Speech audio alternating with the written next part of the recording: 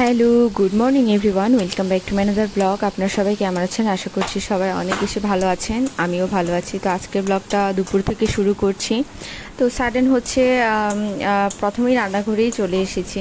তো সাডেন মা হচ্ছে বেরিয়ে গিয়েছে বাসা থেকে, কারণ কিছুক্ষণ আগে হচ্ছে একটা কল এসেছে। তো যাই হোক, কোনো একটা ইনসিডেন্ট ঘটেছে, তো সেজন্য মা হচ্ছে রান্নাবান্নার সব আইটেম রেডি করার পরও রান্না করতে পারিনি। তো আমিও মাকে বললাম যে ঠিক আছে, তুমি চলে যাও, যেহেতু ওখানে একটা ঝামেলা হয়ে গিয়েছে আর কি। তো ওখানে তুমি চলে যাও, তো আমি হচ্ছে রান্নাবান্নাগুলো করে নেব। তো এখানে রান্নাবান্নার জন্য মা হচ্ছে নিয়েছে ছোট মাছ দিয়ে, আলু দিয়ে, আম দিয়ে, আর হচ্ছে লুটি দিয়ে চিংড়ি মাছ। আর সকালবেলা হচ্ছে ডাল আর আলু ভাজি করে রেখেছিল, কারণ গতকালকে একাদশী ছিল। তো পারনা করেছে বলেই হচ্ছে ওগুলো রান্না করা হয়ে গিয়েছে। আর এখানে এগুলো রেডি করেছিল, কিন্তু রান্না করতে পারিনি। আসলে ইনসিডেন্ট যেটা হয়েছে সেটা হচ্ছে গত পূজার মানে গতবারের পূজা থেকে রিলেটেড, মানে যে কোনো একটা ঝামেলার কারণে আমাদের এলাকার একটা ছেলের সাথে হচ্ছে সবার কনফ্লিক্ট হয়ে যায়, মানে একদম এলাকার সবারই কনফ্লিক্ট হয়। তো তারা হচ্ছে সবাই ওর বিরুদ্ধে কথা বলেছিল। তো সেই যে টানতে টানতে এখন পর্যন্ত এই পর্যন্ত এসেছে। এবং ওই ছেলেটা হচ্ছে নেশা করে বা এই ধরনের স্বাভাবিক কোনো ছেলে না। তো এক পর্যায়ে হচ্ছে গতকালকে রাতে ঝামেলা বাড়তে বাড়তে এক বৃদ্ধার মাথা ফাটিয়ে দেয়। তো যাই হোক, বৃদ্ধা হচ্ছে আমাদের খুব কাছেরই এক দিদা। তো দিদা হচ্ছে মাথা যেহেতু ফেটে গিয়েছে, একটু উল্টাপাল্টা কথা বলছে, আর এলাকার সবার সাথেই সবার ঝামেলা হয়ে গিয়েছে, তার ঝামেলা হয়ে গিয়েছে।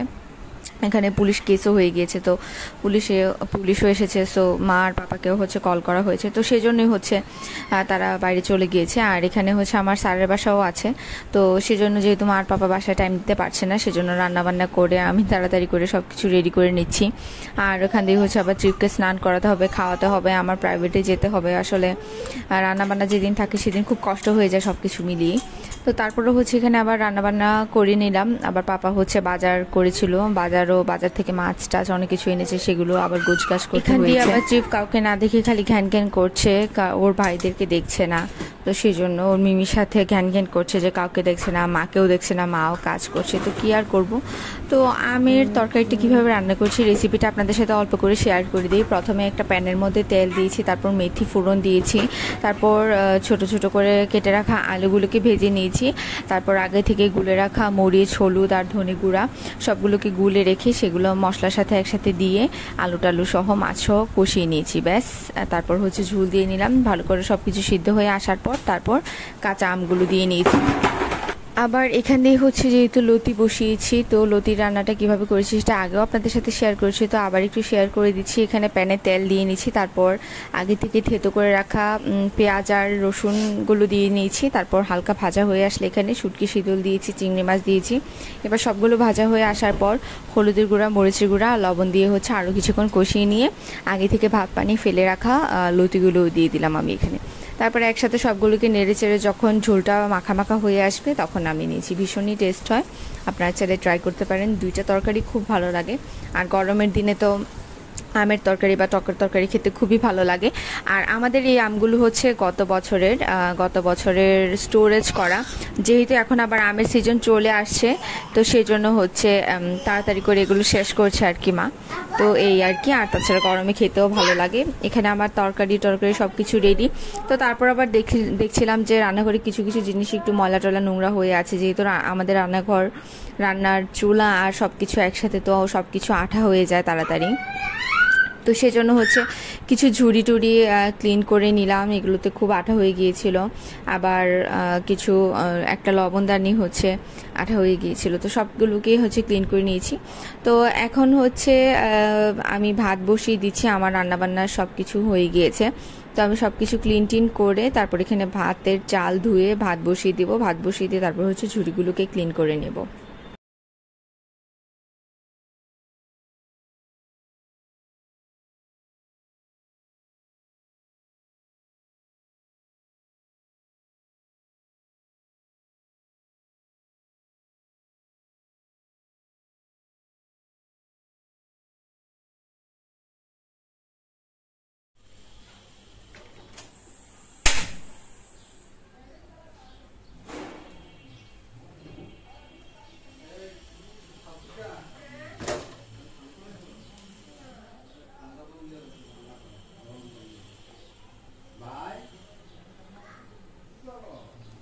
আসলে আমি জাস্ট হচ্ছে ভাতটা বসিয়ে বেরিয়ে যাচ্ছিলাম রান্নাঘর থেকে, হঠাৎ করে হচ্ছে এগুলো চোখে পড়লো। ভাবছিলাম যে টেবিলটা একটু ক্লিন করে তারপর হচ্ছে সব কিছু গুছিয়ে রেখে যাই, যেহেতু কিছু কাঁচা ফল টল বা কলা বা মিষ্টি আলু এগুলো হচ্ছে ঝুড়িতে থাকে।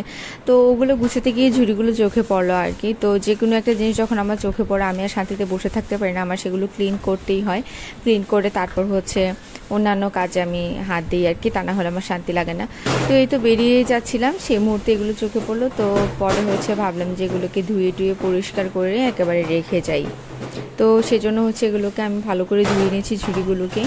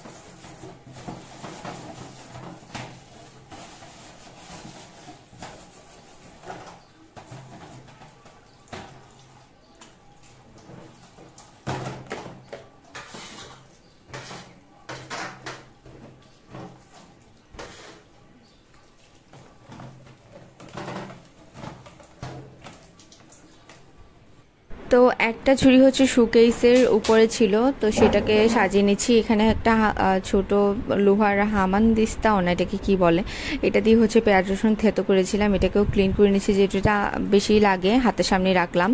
আর হচ্ছে লবণদানিটা পাশেই ছিল, ওটা আবার পরে চোখে পড়লো, তো সেটাকেও আবার ধুয়ে ভাবলাম যে এটাকেও এখানে রেখে দিই।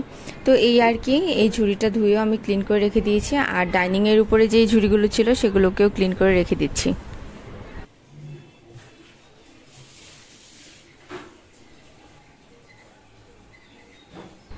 এই যে এখানে হচ্ছে কলা আর লেবু ছিল আর কয়েকটা মিষ্টি আলু ছিল, তো আমি এগুলোকে ধুয়ে এবার ঝুড়ির মধ্যে রেখে টেবিলটা ক্লিন করে সাজিয়ে রেখে দিচ্ছি একেবারে।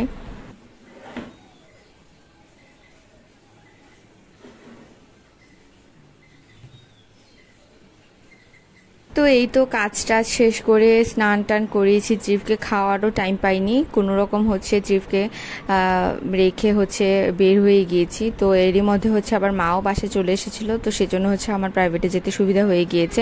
তো মায়ের কাছ থেকে আবার কিছুটা কাহিনীও শুনলাম। তো কি আর বলবো, এই ধরনের আসলে একেবারে বাজে অবস্থা, আসলে কি বলবো, এই ধরনের ঘটনাগুলো একেবারেই কাম্য না।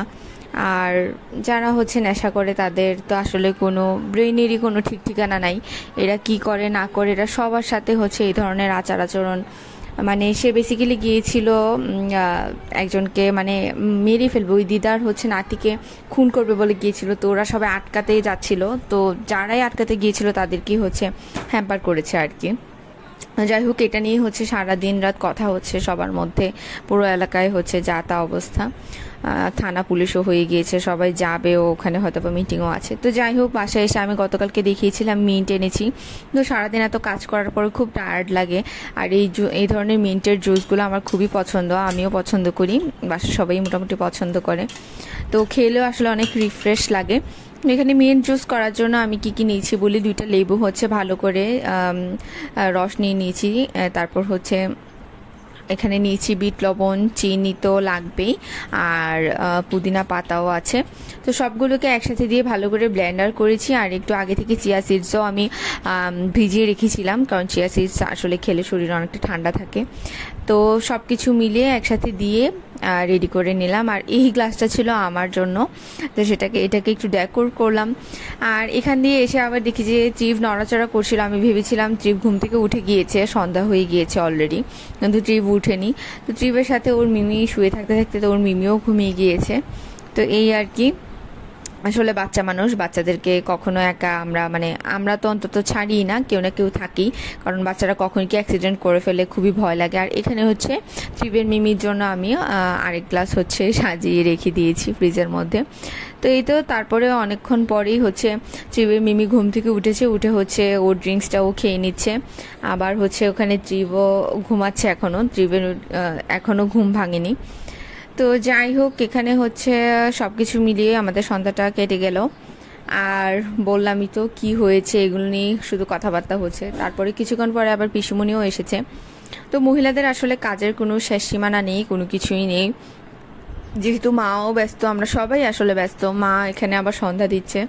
তো সন্ধ্যার দিকে আবার সন্ধ্যার পরে দেখি যে গিয়ে এতগুলো বাসনকোসন পড়ে গিয়েছে, সেগুলো আবার ক্লিন করেছি, কারণ তা না হলে তো উপায়ই নেই, কিছু আর করার নেই, ক্লিন তো করতেই হবে, মা করুক বা আমি করি।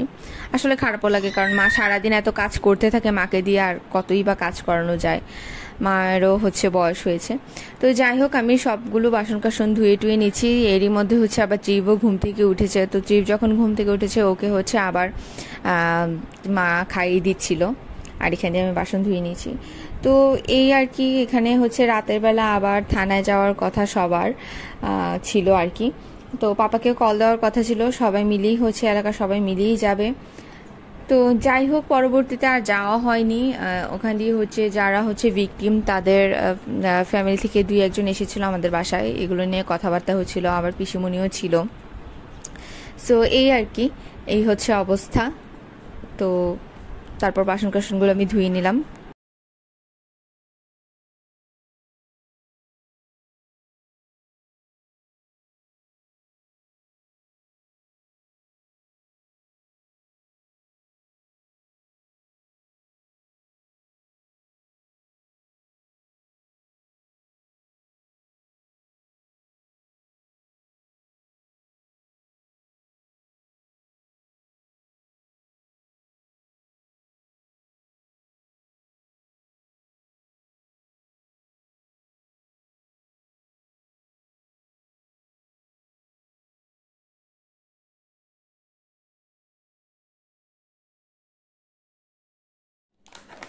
তো বাসন টাসনগুলো আমি আসলে ক্লিন করছিলাম, চুলায় চা বসিয়ে দিয়ে ক্লিন করছিলাম। যেহেতু পিসিমণি এসেছে, পিসিমণিকে চা বানিয়ে দিচ্ছে, আর আমিও 1 কাপ চা খেয়ে নিচ্ছি। যত চাই খাই না কেন, 1 কাপ চা না হলে আসলে হয়ই না। তো তারপর আবার দেখছিলাম যে এখানে দুধ শেষ হয়ে গিয়েছে, তো দুধের ডাব্বায় হচ্ছে দুধ নিয়ে নিচ্ছি, এই আর কি। তো তারপর হচ্ছে 2 কাপ চাও বানিয়ে নিচ্ছি, চাগুলো রেডি করে নিচ্ছি।